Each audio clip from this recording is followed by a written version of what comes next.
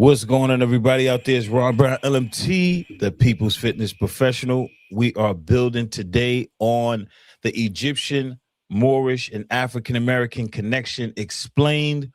Before we go into this, let's run the commercial and we will be right back. You know how we do. Hold on one second. Peace family. Welcome to NYP Talk Show.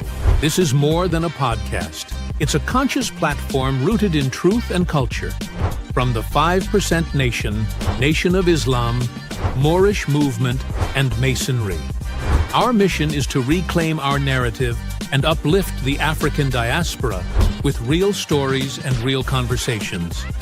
Support us through super chats during live shows, donations on Cash App, GoFundMe, Patreon, or Buzzsprout, and by repping our official merch, available on our website and right here on YouTube's merch shelf.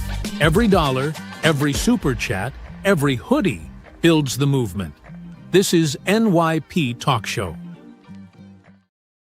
All right, we're back. Thank you guys for viewing, people in the chat, and people on the audio. We are in the building. We're talking about the Egyptian, Moorish, and African American connection with brother Moriel Smith L. I call him the young phenom. Look out for this brother. He's 28 years old, dropping fire. Let's build on it, brother. So how you doing this evening? Man, I'm doing good, brother. If you will allow me to, I want to give my praises and honors.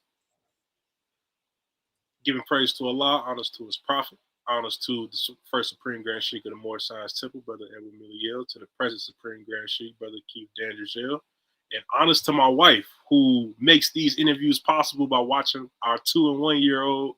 So I just want to give a shout out to my wife because without her, I wouldn't be able to do these interviews. So. Shouts out to the wifey, man. Now, brother, we're talking about the Egyptian Moorish connection and African American connection. I want to see how you can tie this all in. Yes, can we build on first off, let's start off with ancient Egypt and the Moorish connection. Yeah, so I want to give like a brief overview of everything so that if we press for time towards the end, people will know where I'm taking it. So first things first, when we look at the Moorish-Egyptian connection, this goes back predynastic. So we're going to first look at the predynastic Egypt connections to North Africa as well as the Levant area. And then we're going to go through to where between predynastic Egypt up until what we call the Middle Kingdom, or right after the Middle Kingdom, we're going to look at these people called the Hyksos. And the Hyksos, right? People, yes, are a group of people who came from, who actually called Amorites, which is one of the tribes that the prophet lays out in the Circle 7. They come from areas like Syria, places like that, modern day Syria, places like that. Right. And they became pharaohs of Egypt. We're going to also talk about the Libyan pharaohs, right? So people that, again, west of Egypt that became pharaohs of Egypt. We're going to also look at how Libyan, ancient Egyptian, and Carthaginian gods have been syncretized. And then we're going to look into how Egypt influenced Greek philosophy. And then we're going to look into how after Cleopatra and Mark Antony committed their suicide, we're going to look at how Cleopatra and Mark Antony's daughter, Cleopatra Selene, married the king of Mauritania, King Juba II. And then we're going to get into, from there, probably get into some pre-Islamic trans-Saharan trade networks in West Africa, linking North and West Africa together. Okay. And then we're going to move into Islam and look at the Golden Age and actually how a lot of Muslims, right, at the time where the early Umayyad dynasty, Abbasid dynasty, where, the early Muslims were, putting out knowledge in all fields of human inquiry. And what they did was translate a lot of old Greek literature, which comes from Egyptian philosophy, into Arabic, which then got passed on to the Christians later. And then we're going to look at how also these networks, the Trans-Saharan network, after the Islam has been produced, actually brought Muslims as far south as northern Ghana, northern Benin, Togo, Ivory Coast, Nigeria, etc. And these ethnic groups make up the ethnic groups that were then trafficked through the transatlantic slave trade to the Americas. And then we're going to look at how, when these ethnic groups came to the Americas, how did they start to syncretize religions into hoodoo, candomblé, Santa Maria, all these different things, and then look at the Islamic influence on the culture today out of that. Okay. Right. Got you. Sounds like a pretty clear stream. Oh, indeed, indeed. Peace and love to AB, the light, my brother. Always on the check-in, supporting from day one. When we had what? Yo, Ben, are you still on? Well, you were with us when we had what, 200 followers or something like that, subscribers. Still rocking with us, man. That's peace, brother. Hold on, let me see. Can you see my screen? Yes, sir. Okay. Yeah. Ben, you with us was rocking with us back when we had like 200 subs. Word, man. That's crazy, man. I really appreciate you, brother. Oh yeah, this is thorough. Okay. Yes, so let's get into it. So from ancient Egypt to Moorish civilization, tracing connections to African American heritage. So first things first, understand that ancient Egypt's early links to the Maghreb, the Levant, right, and parts of Arabia. So what this paragraph is going to talk about is how the DNA of the early elite of predynastic Egypt is very similar to the rest of North Africa and the Fertile Crescent, which is, part of the land of Canaan. So it says, even in predynastic times, ancient Egypt did not develop in isolation. Modern research reveals genetic and cultural ties between early Egyptians and neighboring regions. A recent genomic study, for example, found that an elite man from early dynastic Egypt had about 77% ancestry from Neolithic North Africa and 20% from the Fertile Crescent. This suggests significant migration and interaction between prehistoric North African communities and the Nile Valley. Mm-hmm. Indeed, Neolithic farming cultures in present-day Morocco arose contemporaneously with early Egyptian civilization, indicating shared developments across North Africa. Early Egyptians also had contacts to the east. Archaeological evidence shows trade between predynastic Egypt and the Levant as early as the 4th millennia BC. Mm-hmm. Palestinian pottery found in Egyptian sites like Mahdi and the Egyptians' goods in southern Canaan attest to a two-way exchange before the pharaohs. As Egyptian society grew, it maintained overland Sinai routes and Red Sea links that connected it with the Levant and Arabia, exchanging commodities like copper, oil, wine, and incense. All right. So in short, ancient Egypt's foundations were intertwined with neighboring African and Asiatic peoples. So you told me to have some links. So, and I can share this document with anybody. So I put the links in the video, in the document for reference point. All right. So as we can see here, it says this research. Oops.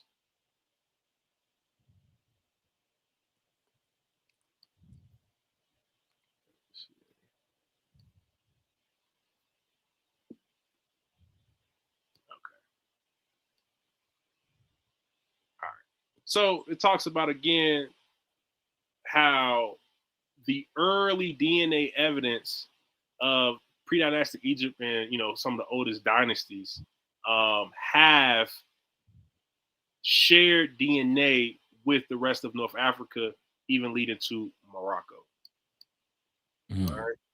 So that's the first link. And then we want to look at, so if I can zoom in, can y'all see that? Yes, sir. So this is pottery. So Byblos is in modern day Lebanon, which is a part of Old Canaan. Helwan is a city in Egypt, I believe that's on the Eastern Nile Delta.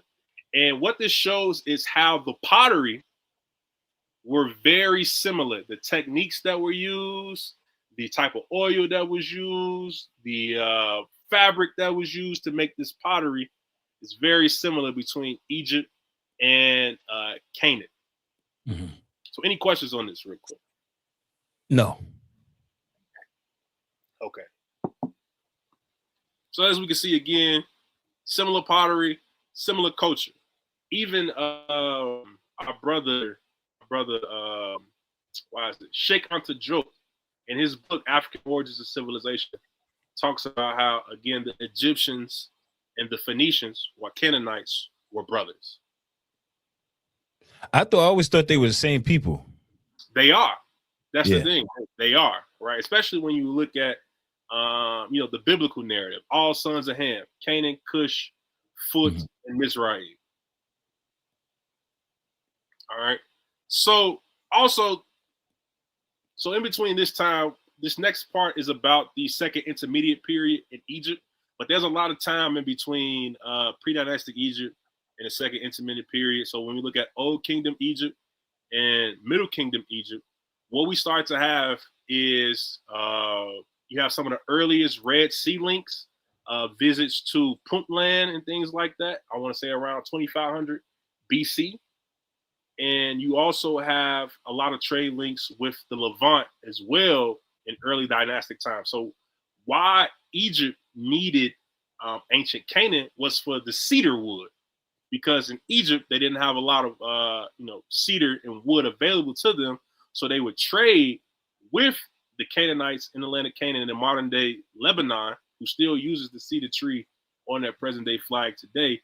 They would get the cedar and wood from there for their ships, right? So again, you're talking about a deep ancient connection, right? As well as understanding too, during the Middle Kingdom, you had a lot of migrations into Egypt during that time as well.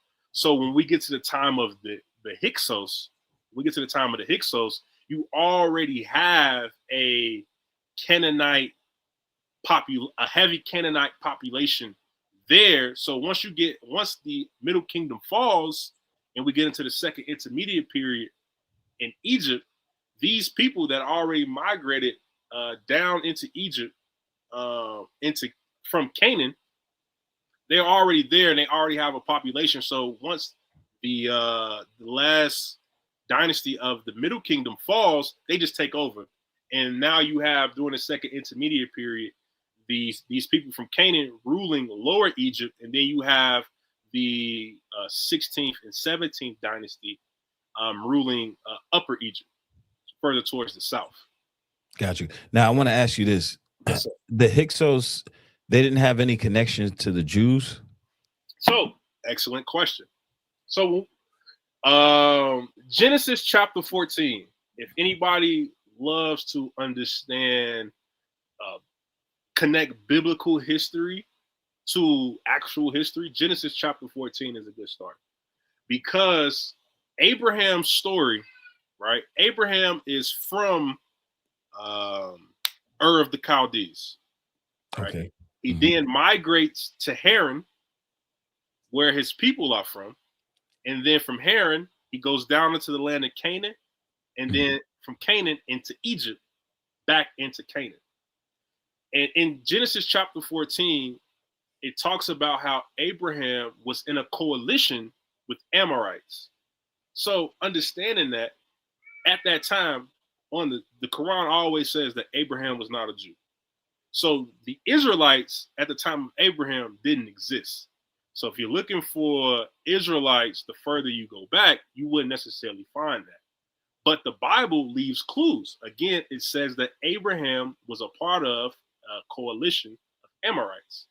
And his migration, the migration story that the Bible tells of how he went from Ur of the Chaldees, north to Haran, down south into Canaan, and then further south into Egypt, actually follows Amorite migration patterns.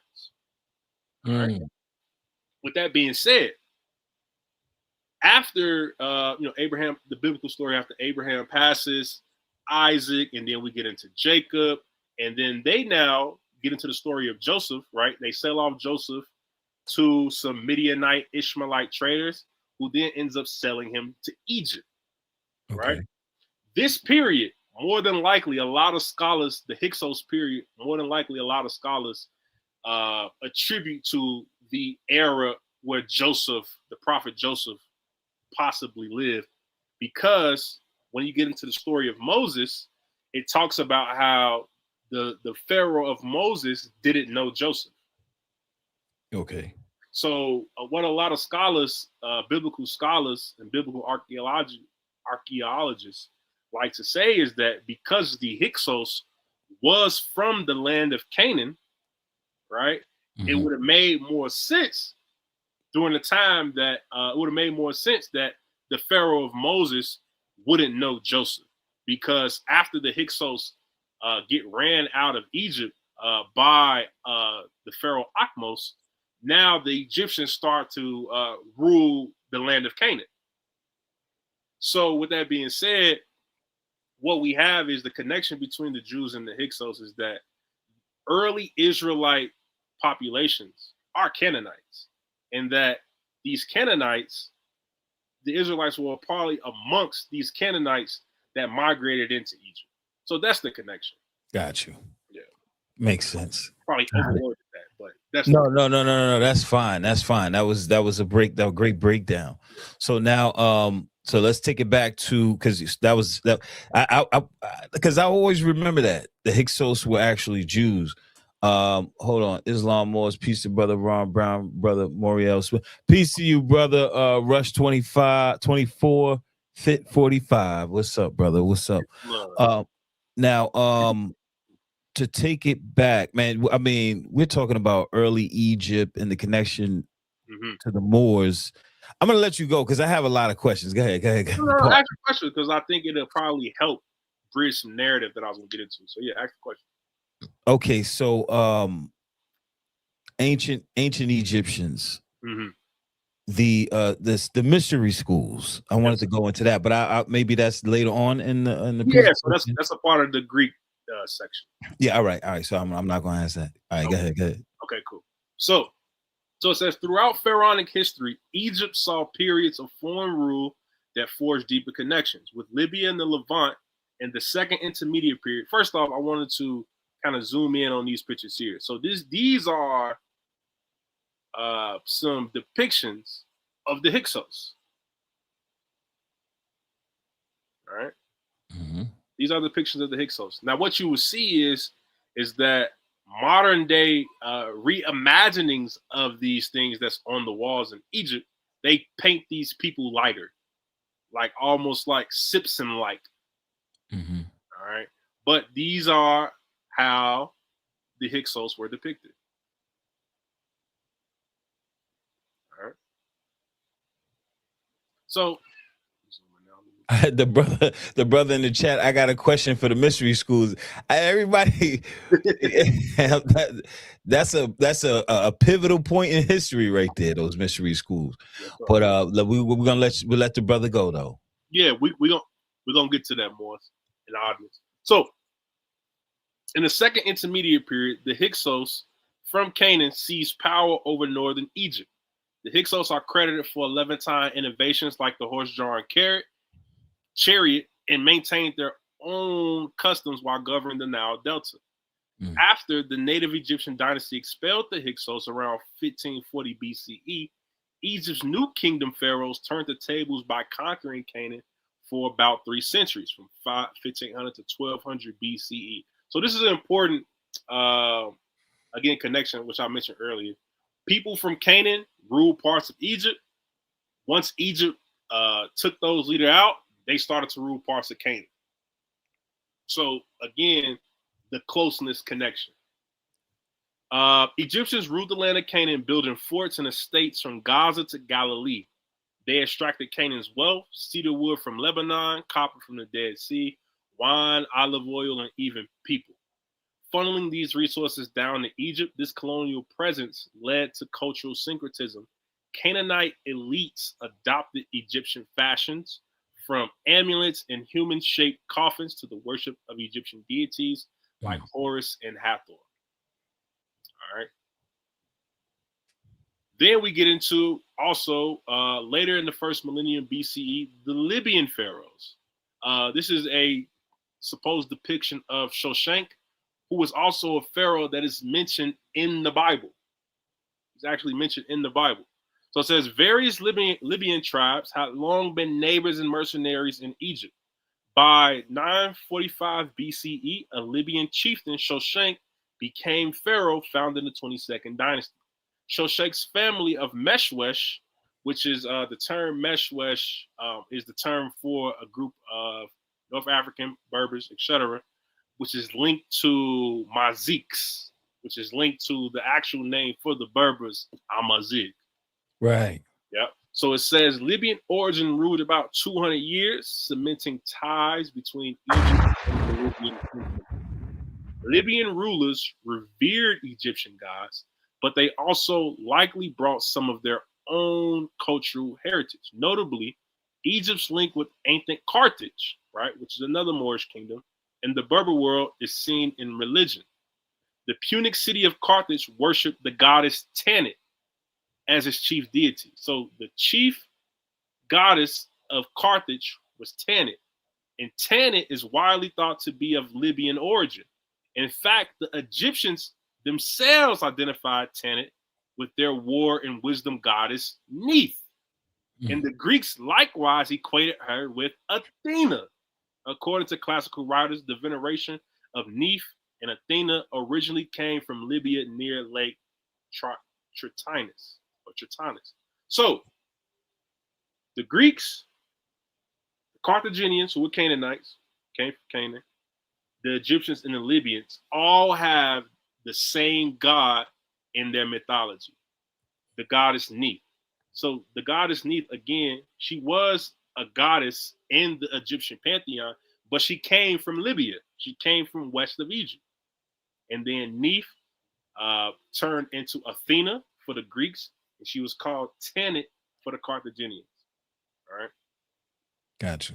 So it says in Carthage, Tanit only appears after the 5th century BCE, but rapidly eclipsed older Phoenician gods. Scholars interpret Tanit as a fusion of Phoenician and Berber traditions, a Libyan great goddess akin to Neith. This is one example of religious syncretism linking Egypt, Libya, and the Levant. Another god that was syncretized between Egypt and Carthage was Imhotep. Right. Imhotep was Asclepius in the Greek and Carthaginian tradition as well. So a lot of the syncretism was happening. Another syncretism that happened was between the Canaanite god Baal and the Egyptian god Set. Right. Right. So Which of religious. hold on. So Yes, Baal and Set would be the devil. Depending on the era, yes. However, earlier Egyptian dynasties necessarily didn't see Set as the devil. Okay. And the reason why a lot of Canaanites related Set and Baal together, because Set was also known as the god of outsiders. So this is kind of how that syncretization happened as well. Right. All right. So it says in some foreign dominions, Canaanite, Hyksos, Libyan pharaohs, and ongoing trade spread Egyptian influence outward and brought foreign ideas inward, creating a rich blend of traditions in the late Bronze and Iron Ages. So full pause. Again, up until the Libyan pharaohs, you have, again, people from Libya ruling Egypt, people from Canaan ruling Egypt, and then Egypt ruling Canaan, ruling Libya, and trade happening both ways. Right. So right there, off back, this is the foundation of the Egyptian Moorish connection. Islam, trade, and religious syncretization. Right. All right, and then showing this as well. So this is a depiction of a Phoenician or Canaanite sarcophagus. As you can see, it looks Egyptian. And this is from King Eshmunazar II from Sidon, one of the famous Canaanite cities. And then we also have an ivory Hittite sphinx. The Hittites was another tribe that the prophet mentioned among the brethren of the Moabites. Mm. If you've seen, brother, I want you to rewatch the movie Troy with Brad Pitt. And the Trojans, right, in their temples, you see Egyptian statues in the background. Now, if you don't understand the history, right, because Troy is in modern day Turkey. And the area that they called Troy was ruled by people called the Luwians. And the Luwians were a sect of Hittites. So the Hittites being in Anatolia, and then the further you go south, you run into the Amorites, which is another Canaanite tribe, as well as the rest of the Canaanites and their connection to Egypt. So you have Egyptian iconography, right? Sphinxes, wings, sarcophagus, and things like that, all throughout the land of Canaan because of this ancient connection. Check. All right. Next, we also have an Egyptian king of Moab. So this right here is the Al Balu Stele. Let me scroll in on this. This was found in the land of Moab. And it dates back to about 1300 BC up until about 1151 BCE. And as you can see, as we zoom in, more Egyptian style relics. Right. Found in the land of Moab. Right? So Noble Drew Ali, peace and blessings be upon him, right, said that the Moors are ancient Moabites. However, he also again styled himself as the Egyptian adept. Understanding this, all of the Moabites, the Amorites, the Hittites, the Hamathites are all the tribes that Noble Drew Ali mentioned, who we are related to. All of these tribes have an Egyptian connection. And we see it in the archaeology. Which makes me think we're thinking from, this is the way I'm thinking right now. So Egypt is a country in Africa, right? But my thought is, in ancient times, maybe Egypt was an empire. Exactly. Yes, sir. That's right out of chapter 47. Egypt, the capital empire of the dominion of Mexico. All right. So Egypt's empire, that's what I was mentioning earlier, is that at the start of the new kingdom, after Pharaoh Akhmos ran the Hyksos out, they expanded their empire into Canaan. Now, even before the Hyksos came, right, Egypt had a presence in Canaan in the Middle East, because we know that Egypt was getting lapis lazuli from Afghanistan to Egypt, going back to the old kingdom. So we're talking about 3000 BCE, 5,000 to 6,000 years ago. Right.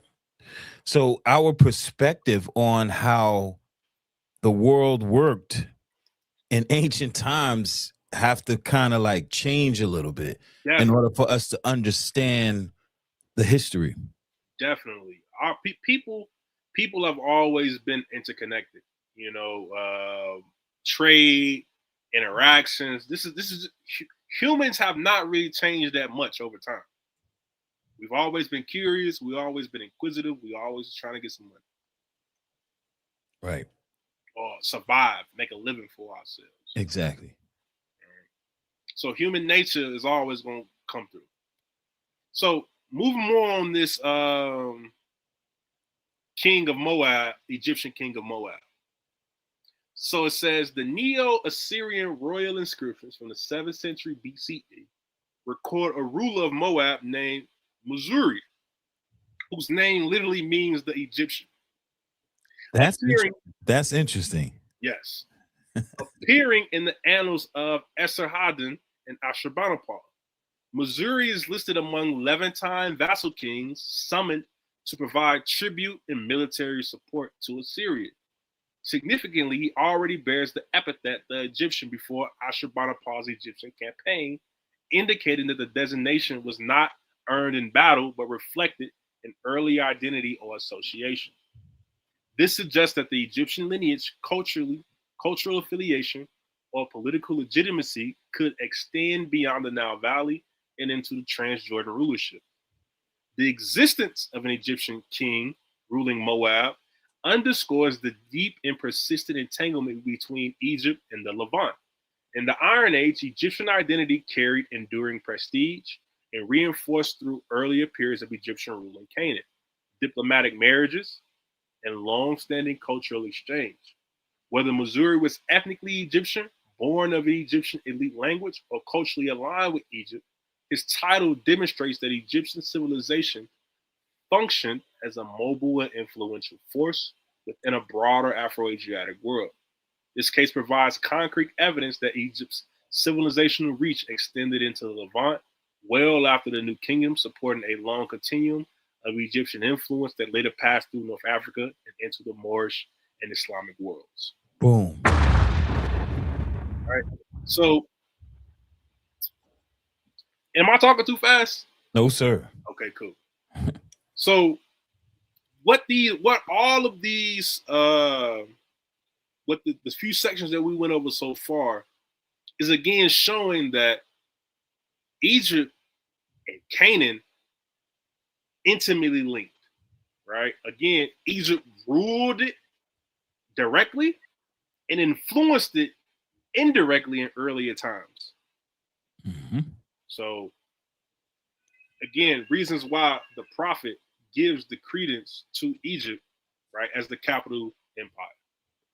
That was solid. Like the brother Rush 24 said, solid. Yo, man, this brother right here. All right, go ahead. I'm about to text one of the guys like Sonetta, yo, get this brother on your channel, man. And here's the link too, because I know you want me to have the sources. So here's the link to the article as well. Anybody can have this. So if any of you brothers that's watching this want me to send y'all the link to this this essay with the links with all the sources, I got you. All right. Next, now we can get into Egyptian wisdom and the Greek philosophers. So it says, beyond material trade, ancient Egypt profoundly influenced the intellectual heritage of the Mediterranean. The esoteric priestly knowledge of Egypt's mystery system, encompassing religion, science, and philosophy, was famed in antiquity and drew seekers from abroad. Classical Greek scholars often acknowledge Egypt as a source of wisdom. Greek legends held that lawgivers like Lycurgus, Sparta, and Solon of Athens, as well as philosophers such as Pythagoras, all traveled to Egypt to study. Socrates and Plato even maintained that these great figures brought back Egyptian knowledge to Greece. Indeed, figures like Pythagoras spent years in Egypt learning mathematics and mysticism. And Plato also visited Heliopolis and was impressed by Egyptian lore. Ancient writers such as Herodotus recorded that the names of nearly all the gods came to Greece from Egypt. So remember, I was just saying that Athena comes from Neith. Athena comes from Neith, right? So emphasizing Egypt's priority in theology. Later Hellenistic scholars noted that Greek mystery schools and philosophy drew on early Egyptian cosmology. For example, the idea of the immortal soul, certain mathematical knowledge, and aspects of ritual initiation were likely transmitted from Egyptian priesthood to Greek thinkers. The city of Alexandria in Egypt became a great center of learning in the Hellenistic period, where Greek, Egyptian, and other scholars mingled. It housed the famous Library of Alexandria, preserving not only Greek texts, but also Egyptian and Near Eastern knowledge. Greek philosophers like Aristotle indirectly benefited from Egyptian science, and Aristotle's student Alexander the Great brought Egypt into the Hellenic world.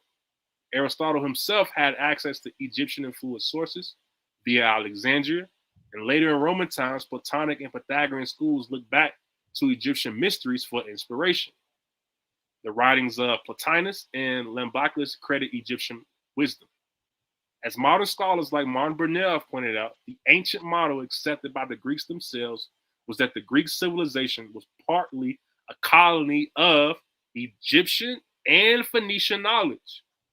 In short, Egypt's mystery system, its advanced knowledge of math, astronomy, medicine, and spiritual philosophy, fertilized Greek thought, and through Greece became foundational to Western philosophy and science. Woo! Questions on this? That was, I have no question. That was like too thorough. I mean, especially for me, I pretty much know this. You know what I mean? So Yeah, like the seven sages, Thales, and all of them, a lot of them studied in Egypt. And again, the Greeks give Egypt some credit for this as well. So this is all well documented. But this is important, again, because it would be the knowledge that the Greeks got from the Egyptians and codified that would later make the Islamic world flourish the way that it did. boom. We're going to get to that. All right. This is one of my favorite parts. A royal union of Mauritania and Egypt. Now, this is the part that don't get talked about a lot. So this is a picture of the Royal Mausoleum of Mauritania, said to be where Cleopatra Selene II was buried, along with King Juba. Excuse me. So the fusion of Egyptian and North African worlds continued into the Roman era. A striking symbol of this connection is the marriage of King Juba II of Mauritania to Cleopatra Selene II, daughter of the famous Queen Cleopatra VII of Egypt. Juba II was a learned Berber prince raised in Rome who was installed as king of Mauritania, which is in modern Algeria and Morocco, by Augustus. In 25 BCE, Augustus married him to Cleopatra Selene, the last Ptolemaic Egyptian princess. Together, Juba and Cleopatra ruled an African kingdom that blended Egyptian, Berber, and Greco-Roman culture. Cleopatra Selene brought her Egyptian royal lineage and Hellenistic education, while Juba was a patron of Berber heritage and Roman learning. Ancient sources say Selene had great influence on Mauritania's governance, especially in fostering trade and scholarship. Under their rule, Mauritania's capital, Caesarea, flourished with architecture and libraries influenced by both Alexandria and Rome. The royal couple named their son Ptolemy of Mauritania, reflecting proud acknowledgement of mixed heritage. This union effectively merged the bloodlines of pharaonic Egypt with the Moorish nobility of North Africa. Literally, Cleopatra VII was the last pharaoh of Egypt. Her daughter then marries the king of Mauritania. I didn't know that, bro. You see what I'm saying? I didn't know that, bro. The last pharaoh of Egypt's daughter marries the king of Mauritania. Wow. Okay. Wow. So this union effectively, again, merged the bloodlines of pharaonic Egypt with the Moorish nobility of North Africa. What were the African countries that the prophet mentioned? Tunis, Algeria, Tripoli, and Morocco. Morocco. Right? All of the countries that make up part of North Africa. Etc. Etc. Yes. Big on that, etc. Right. Right. So again, the Maghreb and Egypt like this. Mm-hmm. Right. So what did I leave off at? Moorish nobility of North Africa. Yes. Yeah. So Moorish nobility of North Africa, prefiguring later connections between these regions. So again, right, going back to the goddess Neith, right? So Berber religion through time had already Egyptian mythology baked into it, right? And then you get the adding of Carthaginian mythology, right? So all of these elements already existed amongst the tribe of the Maori prior to Christianity being introduced, Judaism being introduced, or Islam. Carthaginian, that's Mansa Musa, right? No, Carthaginian is Hannibal. Hannibal. Right. Yes, sir. Hannibal. That's Carthage. Right. So again, Carthage, right, people that came from Tyre, which is in Canaan, and into North Africa to set up Carthage. So that's another, again, it's probably, I would say, the biggest that you could look to source for that Egyptian Moorish connection, right? Nice. Particularly in North Africa. Got you. Right. So with that being said, it was saying the knowledge of the Mediterranean world, Greek, Roman, and Egyptian, was being actively transmitted into North Africa. Juba II himself was a scholar who wrote on history and geography with Cleopatra Shalene's input. He sponsored research on Africa, sent expeditions, bridging the legacy of Nile Valley, Nile civilization with the Maghreb, right? So Cleopatra Shalene, King Juba, these were scholars. They pushed forth the knowledge as well. Islam? Islam. Yes, sir. All right. We got about, 20 minutes? So pre-Islamic trans-Saharan trade networks. So this is one of my favorite parts. This is what we got to understand. So I want to zoom into this a little bit. Uh-oh. Right. Okay. All right. So this is how West Africa was operated, right? The trade networks, the cities where the gold was at, cola nuts, copper, all of these things was going north, and what was coming south, salt, clothes, beads, horses, etc. Right? And this is pre-Islamic though. We're talking, there was a pre-Islamic trans-Saharan trade. All right, so it says long before Islam, trans-Saharan trade linked North and West Africa through though on a smaller scale that would later explode. Classical writings and archaeology revealed that by the first millennia BCE, organized routes crossed the Sahara.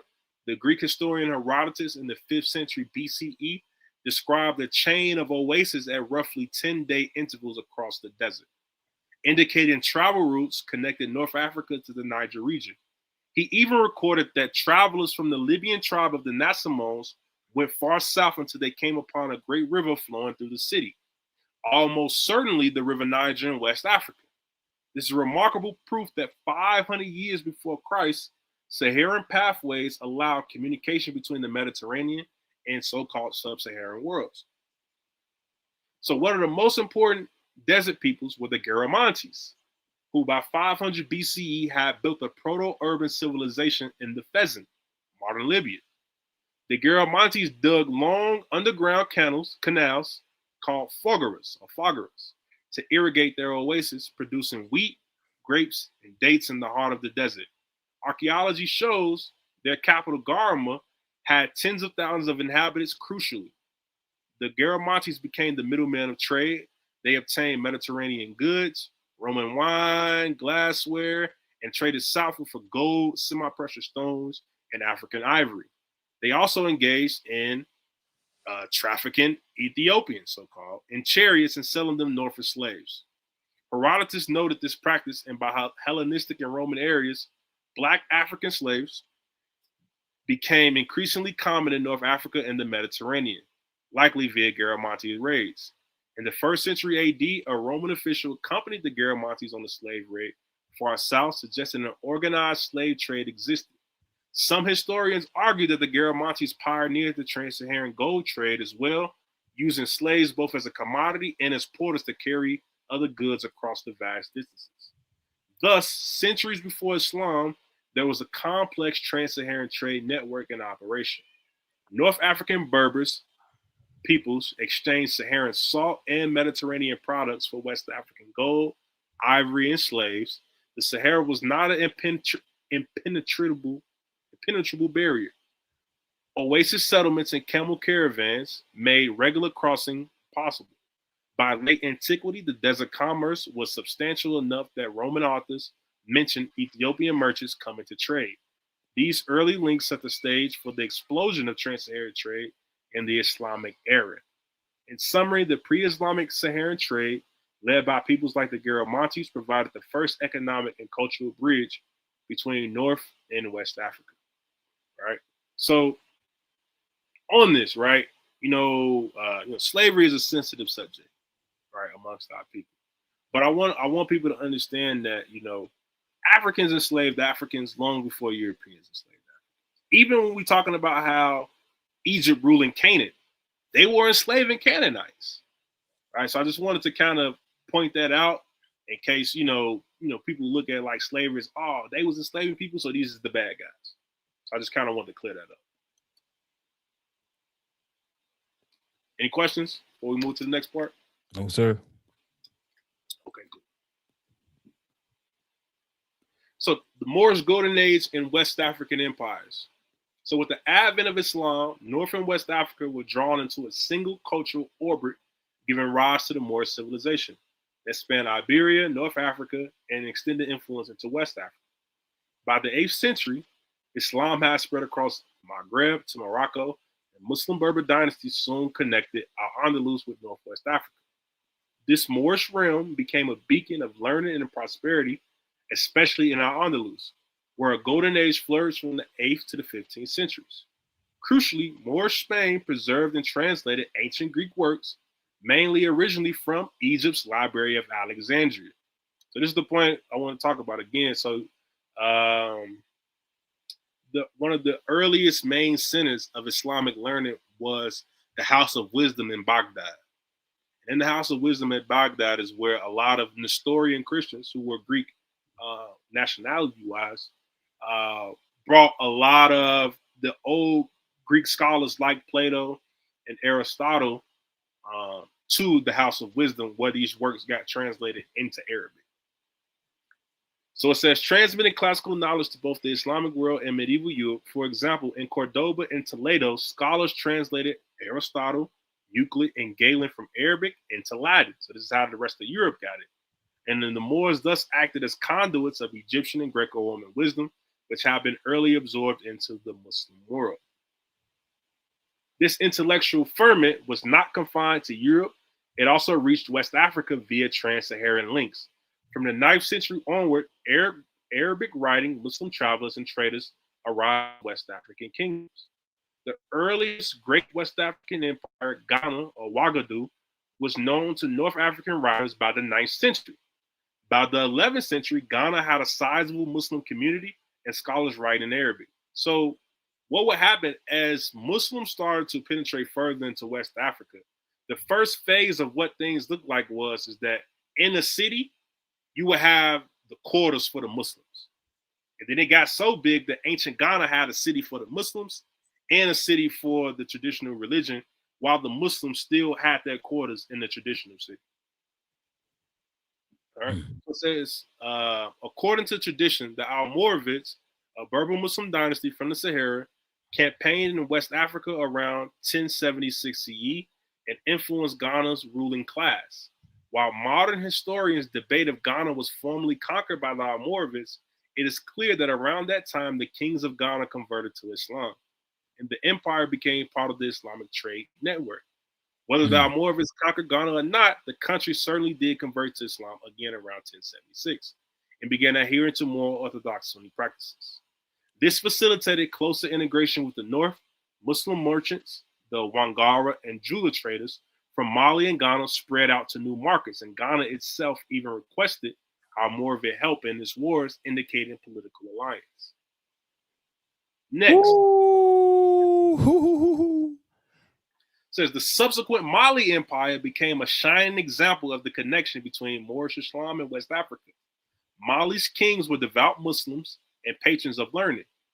Mansa Musa undertook we know about his pilgrimage, and on his way back, he invited a lot of Muslims from Morocco, Egypt, Algeria, etc., from North Africa.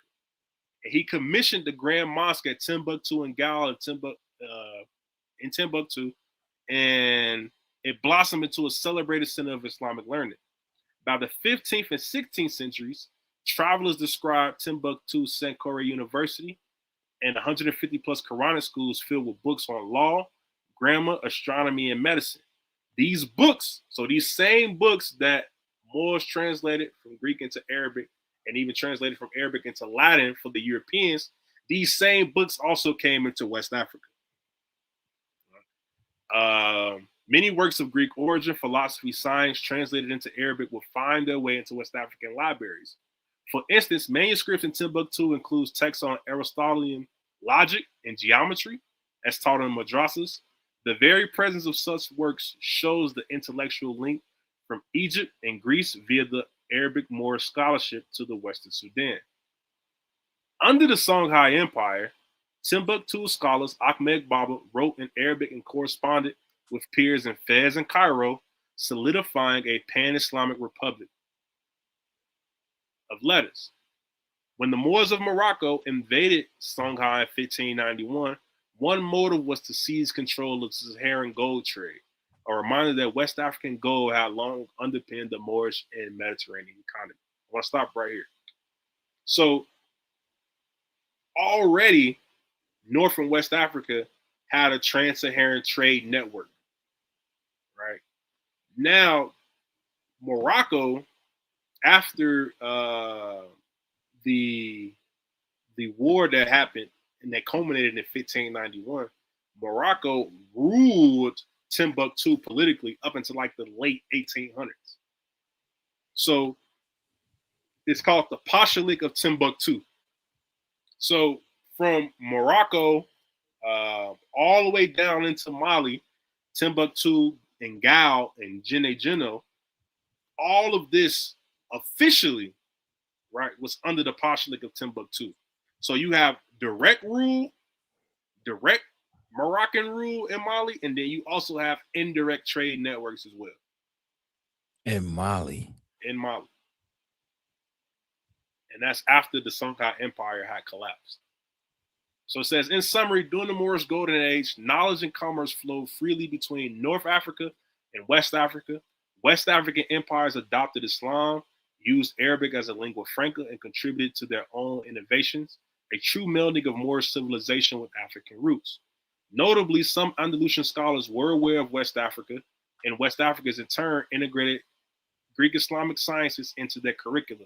This period firmly embedded West Africa into the Moorish Islamic cultural sphere. Right. So again, Mali, Songhai, these are extensions of your Moorish dynasties of the Almoravids, the Almohads, the Marinids, etc. Now here's the good part. Here's the part that nobody talks about. So the trade diasporas, Mandé and Hausa merchants in the forest lands. One crucial aspect of Trans-Saharan network was the emergence of West African trade diasporas, communities of Mandé, Hausa, and other Muslim traders who settled in the forest zone to facilitate commerce. By the 15th and 18th centuries, as coastal trade grew, these Zongo communities, from the Hausa word for caravan, became linchpins connecting the Islamic Sahel with the coastal forests. For example, the Bono Kingdom, which is in northern Ghana, hosted major market towns like Bonomanso and Bego. Now, we're going to have to do a whole nother presentation on this. But some things that I've been learning is that the Adinkra symbols and the Kente cloth may have origins in the northern part of Ghana where the Muslims were at. So that's we could do a whole nother thing on that. Yeah. So it says, where Mandé Jula traders and Hausa merchants lived alongside Akan peoples, archaeology confirms that Bego at its peak had about 15,000 people in the 16th century. It featured a Muslim quarter where mosque and Arabic literacy existed, evidenced by Islamic charms and inscriptions found there. Bono Manso was a cosmopolitan hub and later a key locus in the Atlantic era slave trade. Northern traders came seeking gold and cola nuts, right, which is also the origin of Coca-Cola. Anybody didn't know that? Exchanging salt, cloth, and eventually firearms. In return, some forest states acquired slaves from inland to trade north or to Europeans on the coast. These towns were essentially early trade colonies of Muslim West African diaspora. Mandé, Jula, Wangara, Fulani, and Hausa settled among the Akan and others. They brought with them Islamic culture, including the use of Arabic for record keeping and the concept of grigri amulets for protection. Farther west, similar trade settlements appeared in Ivory Coast, Guinea, and Sierra Leone, where Mandé Wangara clans carried Islam and trade goods into non-Muslim forest regions. In the Yoruba country to the east, the great kingdom of Oyo had extensive trade with the north. Brother, have you seen the movie Woman King? Yes.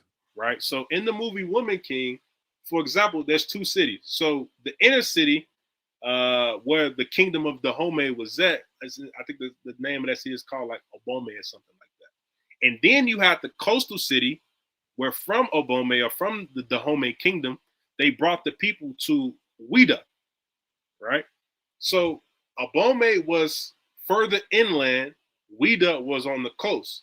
And then at the same time, they were warring with the Oyo. The Oyo, which are part Yoruba, and they were also part Muslims. Sorry. So when they came to the land of Dahomey, they had horses. How Yoruba people got horses was from trade with northern Nigeria Hausa kingdoms, which also were in trade with the further Muslim kingdoms further.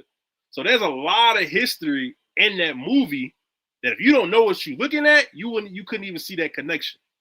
All right. So it says by the 18th and 19th century, Hausa and Fulani Muslims established zongos in Yoruba land. For instance, at Ilorin and Oyo, some eventually becoming Muslim-ruled enclaves. Likewise, in the Igbo areas to the southeast, coastal trade brought indirect Islamic influences. Igbo middlemen obtained horses and northern goods via Hausa traders, though Igbo land itself remained largely non-Islamic. Notably, these trade diasporas often were the channels through which slaves from the interior were collected for sale. Historian Kwame Daaku noted that Bonomanso and Bego were deeply involved in the Atlantic slave trade by the 18th century, serving as an aggregation point for captives from the hinterland.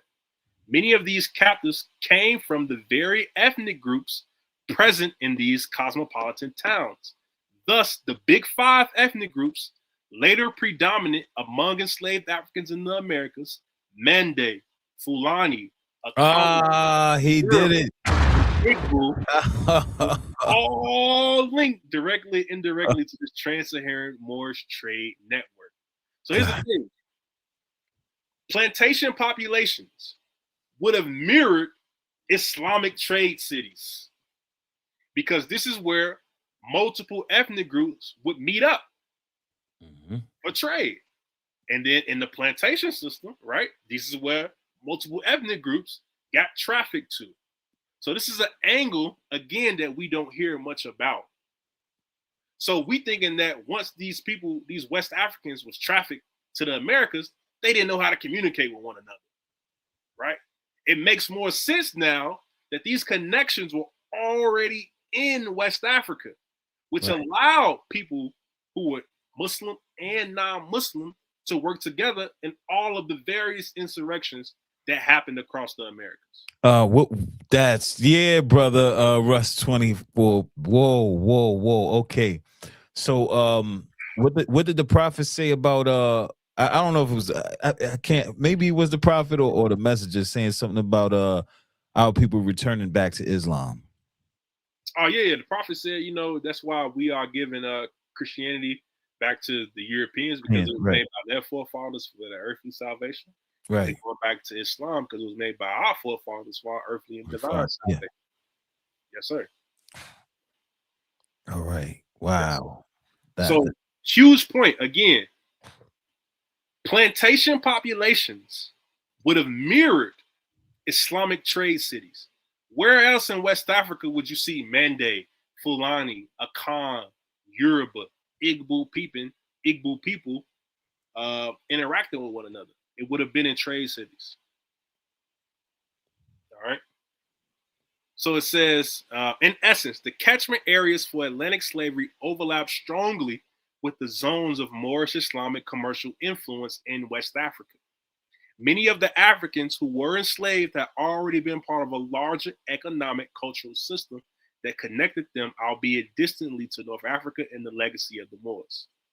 Now this is just so West Africa, the Mande, Fulani, Akan, and Yoruba, and Igbo, these were just the big ethnic groups of West Africa. Now, half of all other, almost nearly half, about 40% of all other West Africans or Central Africans trafficked from Africa to the Americas came from Congo, Right. and Angola. So we're gonna get into that next.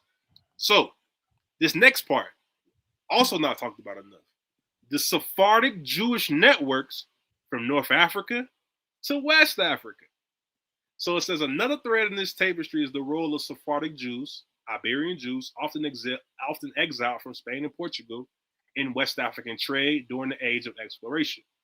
After Spain's Reconquista and the Portuguese expulsion of Jews in the late 15th century, many Sephardim became merchants in the Atlantic colonies.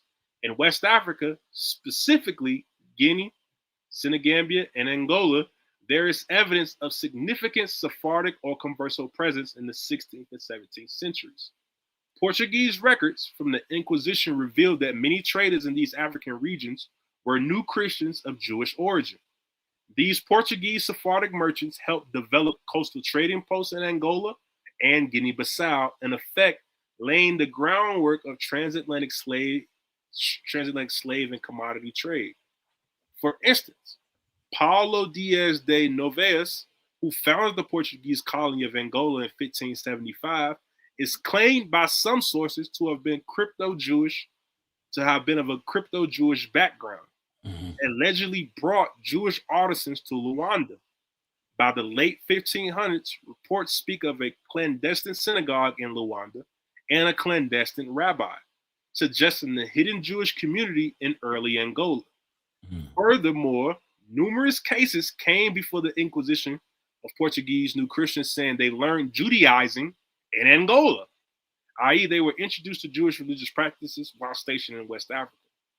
This hints at Sephardic traders in Africa maintained their faith undercover and passed it on. Some Jewish deportees were also sent to the island of Sao Tome in 1493. Historical accounts say that their descendants, known as the Jews of Sao Tome, later migrated to the African mainland. In fact, some Jewish families from Sao Tome settled in the kingdom of Loango in Congo today. By the 17th century, these so-called Black Portuguese or Lusu African Jews integrated into local societies while retaining elements of Sephardic culture. The Sephardic role is significant in that they were the middlemen of early slave trade and gold trade. For example, in Amsterdam, London, the Caribbean, Sephardic Jewish merchants dominated Atlantic trade networks in the 1600s, often sourcing slaves from West Central Africa, which they had ties to.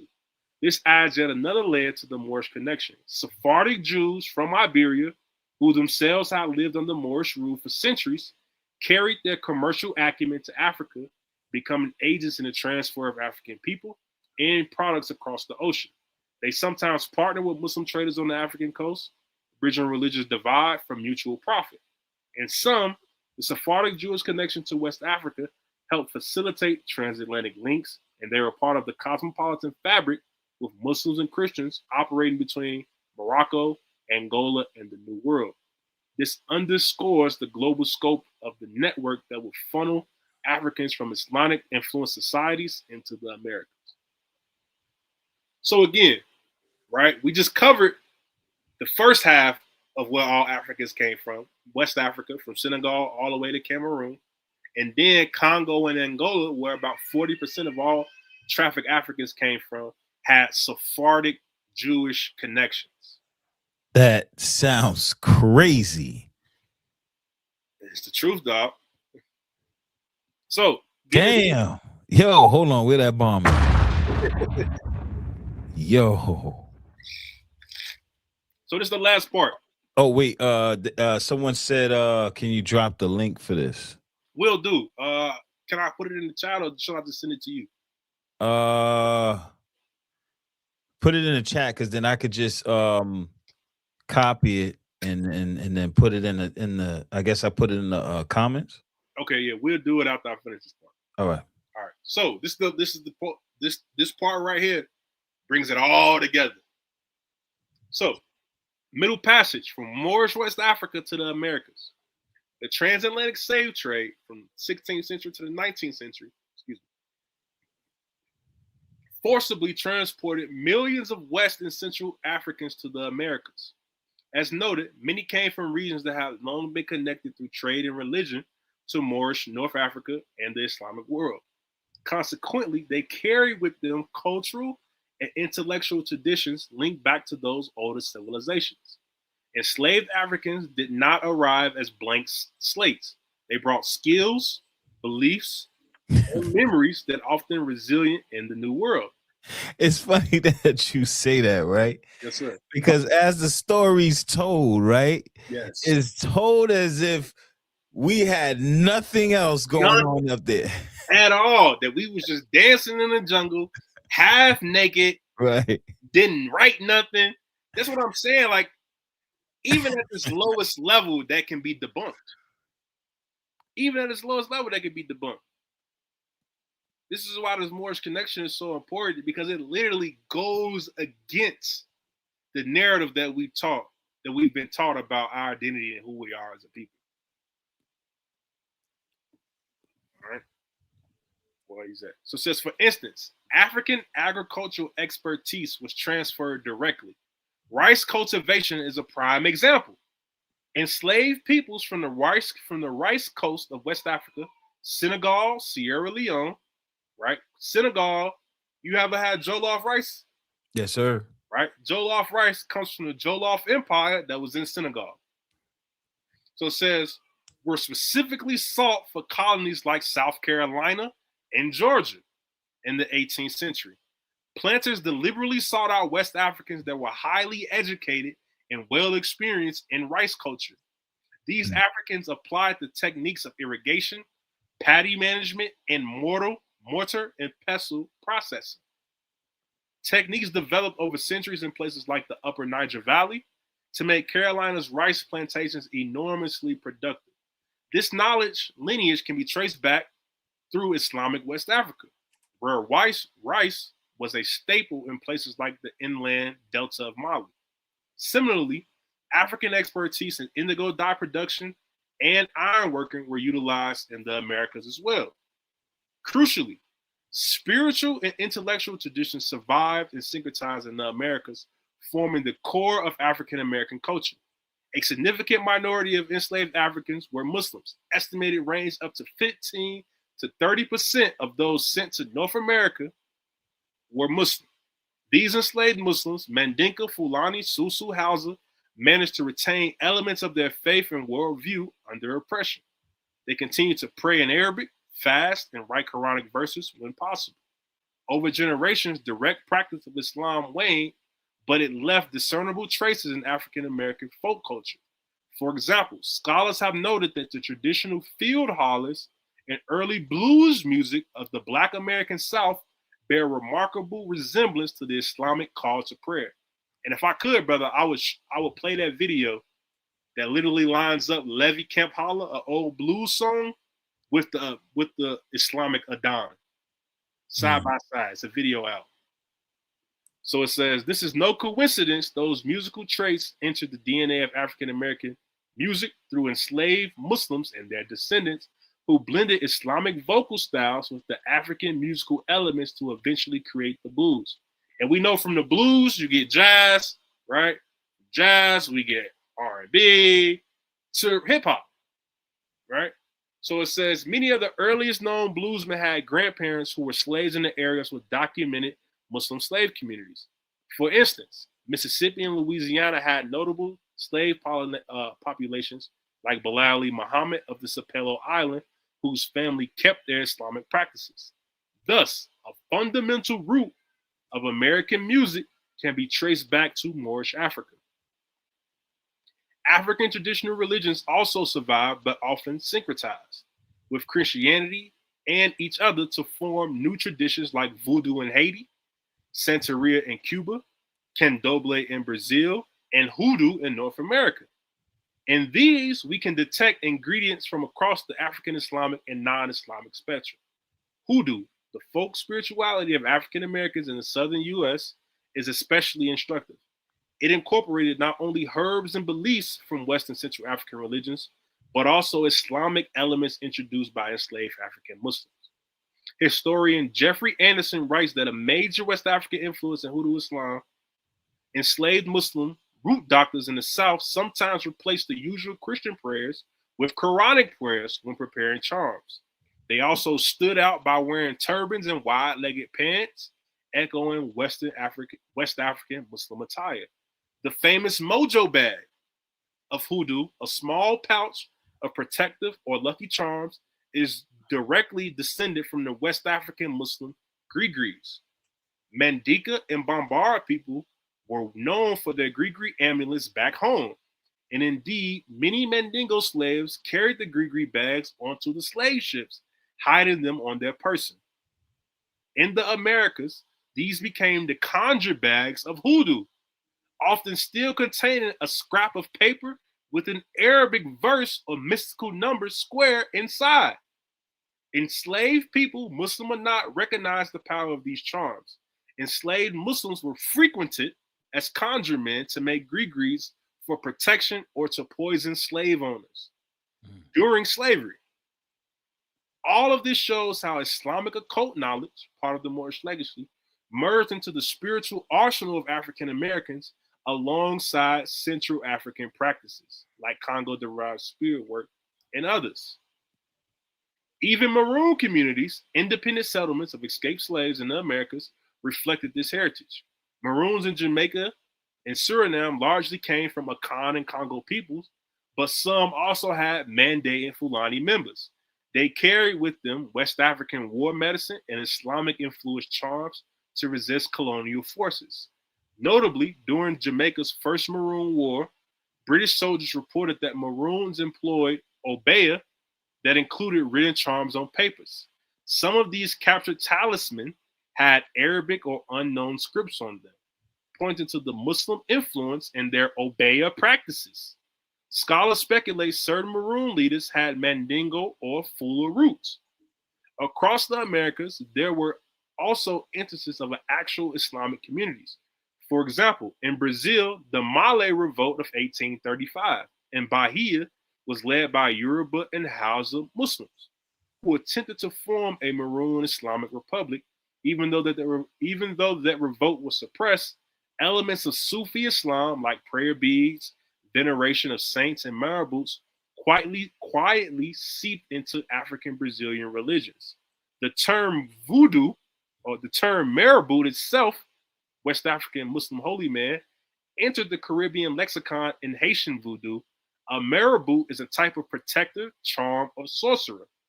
You also have in the Brazilian religion the issue called marabou as well, right? So showing the crossover of Islamic concepts into the New World syncretism.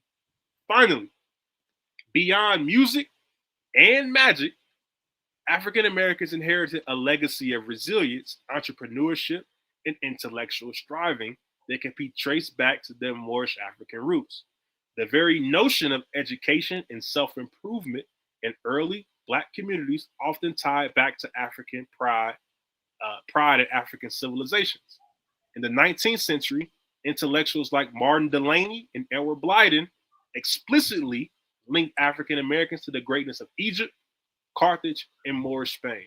That's important because writers and intellectuals in the 1800s, right, when they started to write, they themselves also drew pride from Egypt, Carthage, and Moorish Spain. So this is not, the prophet isn't bringing up anything new. Scholars were already also making these connections in the previous century. All right. Check. So, conclusion. From the foregoing, we see a continuous chain of historical connections stretching across time and space. Ancient Egypt's innovation spread to the Levant and North Africa, fertilizing the cultures that will become Carthage and later the Moorish Islamic civilization. In turn, the Moors transmitted this heritage, preserving Egyptian and Greek knowledge, and linked it via Islam and trade to West Africa's great empires of Ghana, Mali, and Songhai. Those empires and the trading diasporas of Mande and other peoples then sent forth millions of their sons and daughters in the cataclysm of the Atlantic slave trade. The African Americans of today are the descendants of those dispersed peoples, Yet, through an unimaginable hardship, they retained elements of their ancestral cultures, which were themselves products of a rich global interchange. In the spirituals and blues of the Mississippi Delta, one can hear echoes of Islamic calls to prayer and ancient Sahelian melodies. In the root work of Gullah Conjurer, one finds a leather grigri bag with Quranic verses sewn in for protection, a direct heirloom of West African Islamic tradition. On a larger scale, the very drive for literacy and learning among early African Americans, many taught themselves to read and write in secret, resonates with their value their ancestors placed on learning, whether in Timbuktu's libraries or Egypt's mystery schools. And the genius for survival and creation, building new communities, whether in maroon settlements of Jamaica or the thriving Black churches of the U.S., draws on a collective memory of past golden ages, Mali, Songhai, Moorish Spain, and ancient Egypt, where our ancestors were kings, scholars, and saints. This connection between ancient Egypt, Moorish civilization, and African Americans are therefore not tenuous, they are profound and tangible. African American culture today is a mosaic enriched by each of these historical currents. It is the product of a millennia transference from the Nile Valley to the Niger, from the Niger to the Savannah and forest, from there across the Atlantic, carrying wisdom and spirit. By understanding this deep heritage, we appreciate that African Americans are heirs to a legacy far older and grander than slavery alone. We are the living link to the civilizations of Africa, including pharaonic Egypt and the Moorish Empire, by way of the long road of history. Each blues note, each folk tale, each act of resilience is, in a sense, a modern manifestation of that ancient continuum. Solid, brother. Yo, man, I wish I had some claps. I need more sound effects, man. Hold on. No, that ain't the sound effect. Hold on. There we go. Another bomb. Brother, that was an excellent presentation. I need y'all to hit the like, share button and all of that. I need y'all to share this video. Brother Moriel Smith L. Yes, sir. Is that guy. He's the future. He is the future. I'm telling y'all. I'm predicting it. Put him in the algorithms, man. It's a shame. The next time I put your video up or we do something, I'm going to put your name in the title so you can get in the algorithms. We need to get this young brother in the algorithms, y'all. Please share this video. Islam.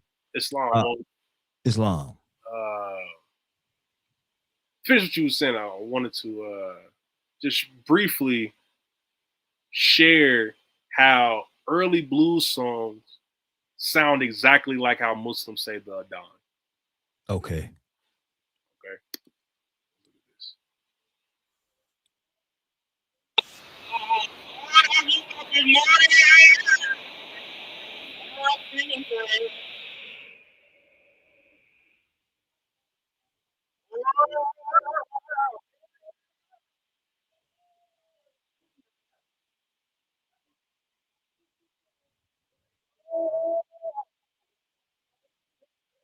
I can't really hear it.